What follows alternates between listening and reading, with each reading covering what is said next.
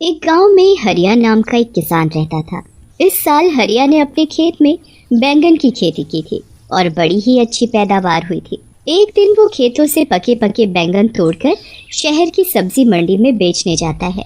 सब्जी ले लो, सब्जी ताजी ताजी सब्जी। शाम तक उसके लगभग सारे बैंगन बिक जाते हैं और बस थोड़े से बैंगन ही बचते हैं। हरिया बचे हुए बैंगन लेकर निकल पड़ता है। रात काफी हो चुकी होती है। हरिया अपनी बैलगाड़ी से घर वापस आ रहा होता है। रास्ते में काफी सुनसान जगह पड़ती है और उस जगह एक चुड़ैल का वास होता है। वो चुड़ैल काफी समय से भूखी होती है।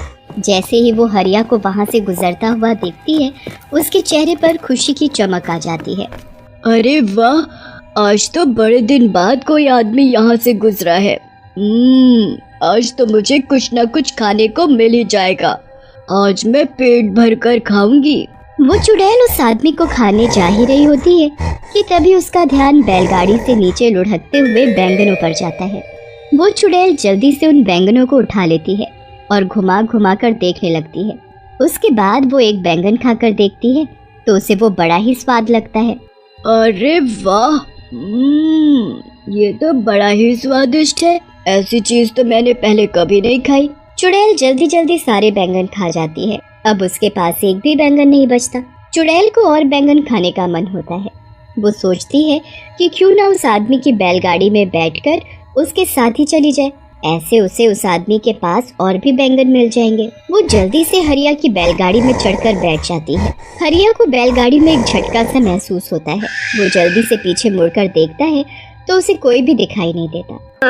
अभी अभी मुझे ऐसा लगा कि मेरी बैलगाड़ी में कुछ भारी चीज गिरी है, पर यहाँ तो कुछ भी नहीं है। हरिया को वो चुड़ैल दिखाई ही नहीं देती और वो बैलगाड़ी लेकर आगे चल देता है। चुड़ैल बैलगाड़ी में बैठकर हरिया के घर तक पहुँच जाती है। हरिया तो घर के अंदर चला जाता है, पर चुड़ैल आंगन में ही रह जाती है और सबके सोने का इंतजार करती है। लता, अरे ओ लता, जरा एक गिलास पानी तो लेकर आ। अरे आप आ गए, मैं अभी पानी और खाना दोनों लेकर आती हूँ। जब तक आप मुँह हाथ धो लो। खाना खाकर सब सो जाते हैं। उसके बाद चुड़ैल उनके घर में आकर बैंगन ढूंढने लगती है।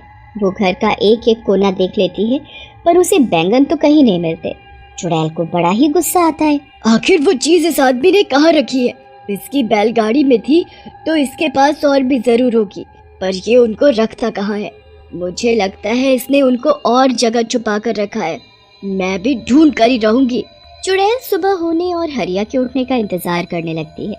जैसे ही हरिया सुबह उठकर नहा धोकर खेतों में जाता है, चुड़ैल भी उसके पीछे पीछे निकल पड़ती है। हरिया खेतों में जाकर काम करने लगता है। चुड़ैल को अब दूर से ही ढेर सारे बैंगन दिख जाते हैं। वो तो खुशी से पागल हो जाती है। मिल गए, मिल गए।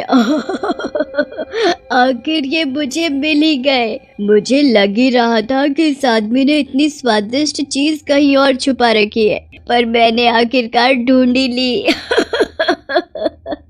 अब चुड़ैल एक एक करके सारे बैंगन खाने लगती है। हरिया थोड़ी देर के लिए कहीं काम से जाता है और इतने में ही चुड़ैल खेतों में लगे सारे बैंगन खा जाती है। जब हरिया वापस आता है तो खेतों से सारे बैंगन गायब देख बड़ा हैरान होता है। अभी तो इन पर इतने सारे बैंगन लदे हुए थे और अब अचानक सारे के सारे बैंगन ऐसे कैसे गायब हो गए? आजकल तो बाजार में बैंगन की कितनी डिमांड है और यहाँ सारे बैंगन गायब हो गए। मुझे तो बड़ा ही नुकसान हो गया। अब मैं करूँ तो क्या करूँ? हरिया वहाँ सर पकड़कर रोने लगता है। उसके महीनों की मेहनत बर्बाद हो जाती है। चुड़ैल हरिया को ऐसे रोते देखती है तो उसे बहुत ही बुरा लगता है। उसे समझ ही नहीं आ रहा होता कि अब वो कैसे सब कुछ ठीक करे जिससे हरिया का कोई नुकसान ना हो। मेरी वजह से इस भले आदमी का इतना नुकसान हो गया। इसके सारे बैंगन मैं खा गई। अब मुझे ही दोबारा इनको उगाना होगा। अगले दिन हरिया इस टेंशन में बहुत बीमार पड़ जाता है और उसका खेतों पर जाना बिल्कुल बंद हो जाता है। चुड़ैल इसी चीज का फायदा उठाती है और अगले दिन से खुद खेतों में काम करना शुरू करती है। वो पूरा खेत पहले अच्छे से साफ करती है और फिर उसमें बीज बोती है। उसके बाद वो रोज खेतों में पानी डालने आती है। बड़ी मेहनत के बाद वो बैंगन के पौधे उगने शुरू होते हैं। चुड़ैल उनको देख बड़ी ही खुश होती है। अरे वाह, आखिर मेरी मेहनत रंग ला रही है। आज इसमें पौधे निकलना शुरू हुए हैं, कल ये बड़े भी हो जाएंगे और फिर इनमें बैंगन लगेंगे।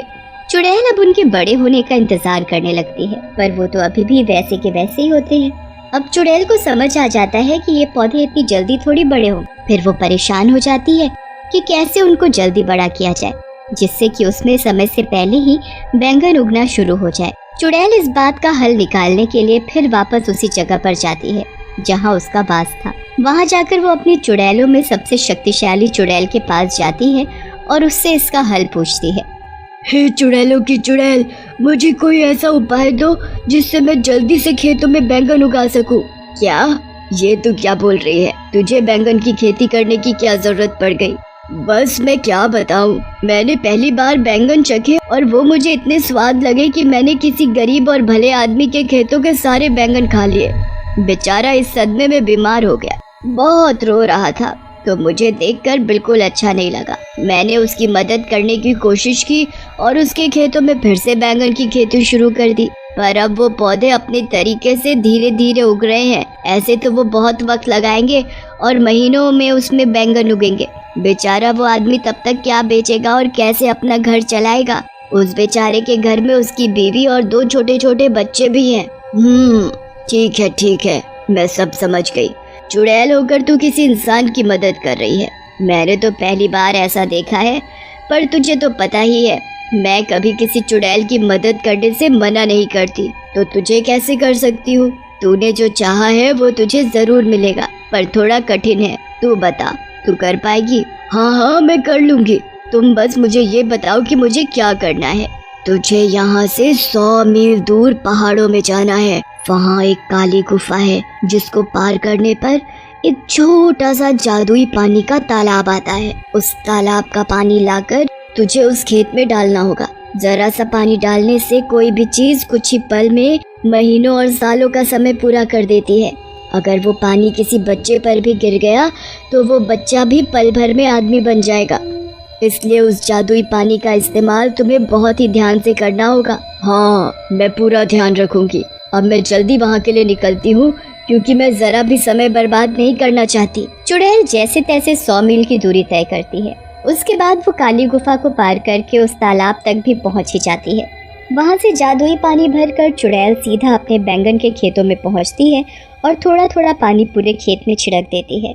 उसके बाद चुड़ैल वहाँ से चली जाती है। अगली सुबह जब चुड़ैल वापस आकर देखती है तो चारों तरफ बैंगन ही बैंगन लदे होते हैं। अरे वाह, आखिर मैंने बैंगन की खेती कर ही ली। मैंने इतने सारे बैंगन उगा ही दिए।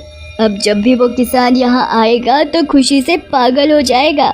उसके बाद उसे बस हरिया के खेतों में आने का इंतजार रहता है। हरिया जब ठीक हो जाता है तब वो खेतों को देखने जाता है। खेतों में पहुंचकर जब हरिया हजारों बैंगन अपने खेतों में लदे हुए देखता है तो उसे तो अपनी आंखों पर विश्वास ही नहीं होता। कहीं मैं सपना तो नहीं देख रहा? पहले मेरे खेतों से सारे बैंगन अचानक गायब हो गए, फिर उसी खेत में इतने सारे बैंगन अचानक से उग गए। अरे वाह, मुझे मेरे गायब हुए बैंगन वापस मिल गए।